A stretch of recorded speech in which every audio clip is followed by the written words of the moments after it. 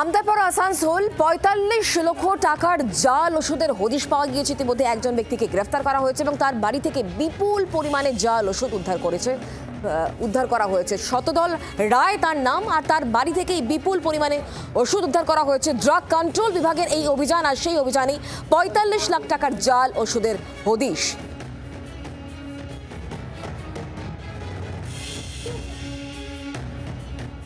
হাওড়ার পর এবার পশ্চিম বর্ধমানের আসানসোল। গোপন সূত্রে খবর পেয়ে বর্ধমান ড্রাগ কন্ট্রোলের আধিকারিকরা হানা দেয় আসানসোলের হীরাপুর থানার অন্তর্গত একটি বাড়িতে।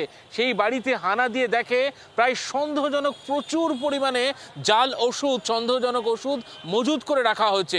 এই ঘটনা ইতিমধ্যেই শতদল রায় নামে এক ব্যক্তিকে গ্রেপ্তার করা হয়েছে। তাকে আজ আসানসোল আদালতে তোলা হলে 14 দিনের জেল হেফাজত দেওয়া হয়েছে।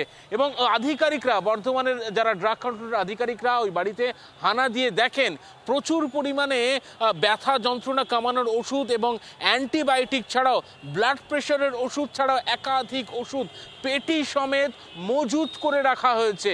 এরপরেই সন্দেহ হয় ড্রাগ কন্ট্রোলের আধিকারিকরা সেখান থেকে নমুনা সংগ্রহ করেন এবং নমুনা সংগ্রহ করে ইতিমধ্যেই কলকাতায় রাজ্যের ড্রাগ কন্ট্রোলের যে অফিস রয়েছে নমুনা পরীক্ষার জন্য পাঠানো হচ্ছে। এবং সব মিলিয়ে প্রায় ৪৫ লাখ টাকার সন্দেহজনক জাল ওষুধ উদ্ধার করেছেন বর্ধমান ড্রাগ কন্ট্রোলের আধিকারিকরা এবং গ্রেপ্তার করা হয়েছে শতদল রায় নামে এক ব্যক্তিকে। সভাপতি, এই ওষুধ আর বর্ধমান ছাড়া অন্য কোথাও ছড়িয়ে পড়েছে কিনা তা খতিয়ে দেখছে রাজ্যের ড্রাগ কন্ট্রোল। ক্যামেরায় অরূপ অধিকারীর সঙ্গে অয়ন শর্মা, জি ২৪ ঘন্টা, কলকাতা।